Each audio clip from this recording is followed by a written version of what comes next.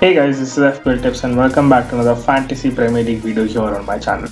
And in this video, we'll be taking a look on the wildcard draft for Game Week 5 and we'll be discussing it in depth.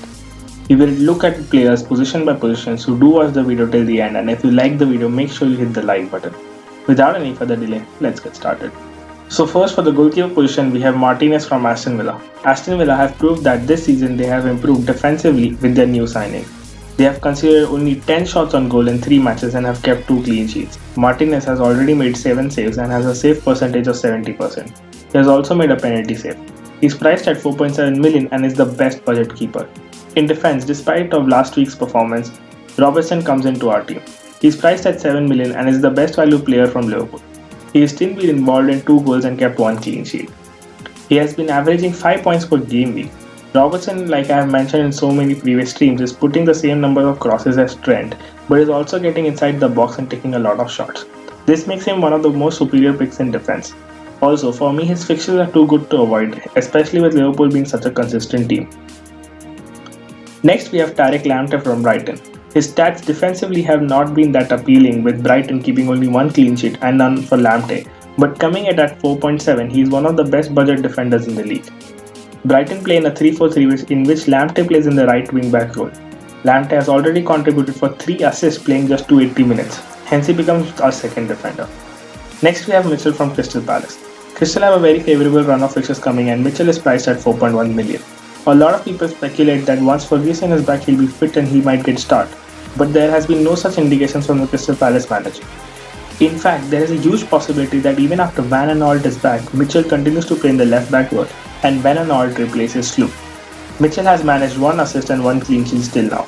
Coming in at a price of 4.1 million, he is a huge bargain for FPL manager if he continues to start. The fourth defender in this draft is Dallas from Leeds. Dallas has provided 1 assist and kept 1 clean sheet till now. He has averaged 1 shot per match and has also created 1 big chance.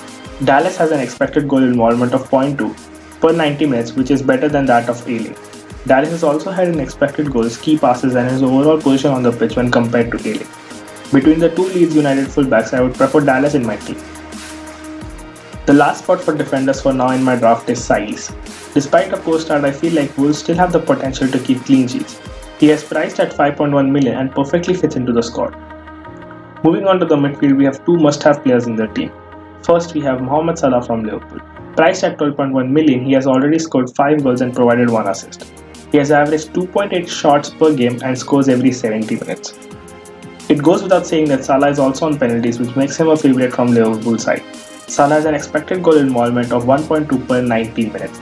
I have seen in a lot of drafts managers are going without the Liverpool talisman, but would highly recommend to bring him in your teams. Also, Salah is a very safe captain pick game week in and out, so one should definitely keep him. The next no-brainer is Heung-min Son from Tottenham. Son is the joint highest scorer in the league with 6 goals and also has provided with an assist. Son averages 2.3 shots per game week and has also created the 3rd most big chances in the league. He is priced at 9 million, which is 1.5 million cheaper than Kane, and is playing as an inside forward for Tottenham. Due to Son's price and his playing position, I would pick him over Kane at the moment, despite of the fact that Kane has posted better statistical numbers than Son. Son's goal involvement per 90 minutes is 1.1 in comparison to Kane's 1.6. For those who have sufficient funds and want to go for Kane should definitely do it because he's also on penalties for Tottenham. I wouldn't advise a double up on Tottenham assets solely because we don't know how the dynamics will change once Bale is back. Also, doubling our Tottenham assets will definitely make you leave one of De Bruyne, Sterling, Bruno and maybe even Robertson or Trent. That being said, next we have Kevin De Bruyne in our team. Only the 1 goal and 1 assist for the City talisman. He's been priced at 11.6 million but hasn't been performing according to his price. This can be directly correlated with his playing position, which has been very deep lately. Although De Bruyne still manages 2.7 shots per game week, which is higher than that of Son. De Bruyne has an expected goal involvement of 0.9 per 90 minutes, which is bound to increase with the return of Aguero in the side. Also, Kevin De Bruyne has been one of the most consistent players in the league and is also a very reliable captain pick. Hopefully, we can see City bounce back with the upcoming fixtures and which will definitely help Kevin De Bruyne's number. James Rodriguez makes his place into the draft without any doubt. Priced at 7.8 million, James has already been involved in 3 goals and 2 assists.